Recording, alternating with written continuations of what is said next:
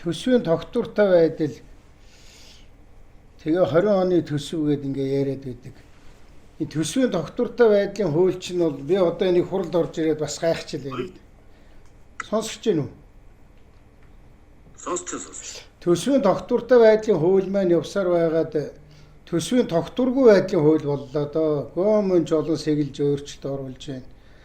Нөхцөл байдал сайнгүй байгаа гэж ингээ яриад байгаа. Тэгээ сайнгүй байгаа нь бол наадах чинь сайжруулах ажил хийдэг болохоос биш байгаа хуулиа өөрчлөөд өөрсөндөө ашигтаа ирээдүйдээ хортой хохиролтой өртөө ширтээ болгодог ийм байдлаар хууль өөрчлөлдөг чинь бол уг нь гэмт хэрэг шүү. Би одоо жаа хатуухан хэлэхгүй бол уг нь хэлээл байгаа юм тэгээ сонсохгүй юм да.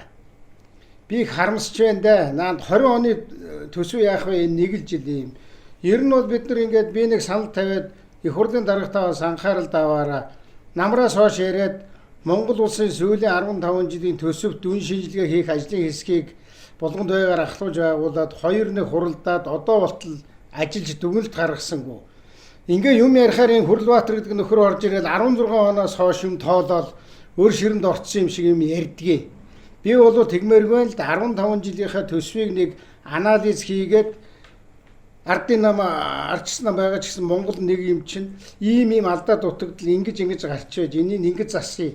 Энэ олдтой юм ингэж авчив. Тогтвортой байдлын хууль бол тогтвортой баймаар байна гэд. Ингээд юмаа нэг ингэж ярьж шийдэхгүй бол 16 оноос хойш 16 он тавьсан өрийг л Хүрлбаатар төлсөн юм шиг ингээд дэмэрэд байгаа байхгүй. Наад нөхөр чи өөрөө Сүбат улсын засгийн газарт хэрэг хэрэгт газрын дарга байхдаа тэр Чалкогийн өрийг, оюу толгойн өрийг тавьж тэгээд нөгөө сая 500 мянган төгрөг тараагаад би юм ярьдгүй шүү. Харин 12 онд бол асар хэдэн их найдын өр хаяад явсан шүү дээ. Ингээл нэг төрлөө харилцсан юм шиг ярихаар миний жаахан дургу хүрээд идэг юм аа. Жаахан шудраг байл да. Ингээд алдаа гарсан бол алдаа гарлаа. Ер наад Хүрлбаатар чи яванда Монголын төрчийн хариуцлага хүлээх байх уу? Чи дандаа худлаа юм ярьдаг. Дандаа юмыг гойчилж ярьдаг. Чи ер нь сангийн сайд болсноос хойш Монголын өрийг төлөө дуусгасан юм ярьсан шүү дээ. А гэтэл сүүлийн 4 жилд 5 тэрбум доллараар Монгол улсын засгийн газрын өр нэмэгдсэн шүү. Би бол чам шиг худал хуурмаг хулгай зилгээ хийгээгүй учраас чамд ил тод хэлж, Монголын ард түмэнд ил тод хэлж. Хүрлбаатар та нарт нэг юм цаас үзүүлээд ингээд өр дараад байсан бүзтэй. Тэгвэл одоо өр нь дуусчдсан байгаа үстэй.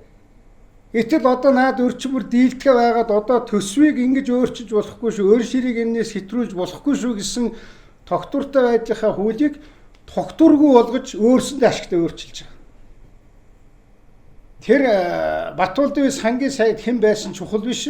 Батуулд ерөнхий сайдын шийдвэр гаргадаг. Алтан үйгээд шийдвэр гаргаж ирсэн. Би хэзээ ч сайд руугаа бурууга чигдэггүй шүү.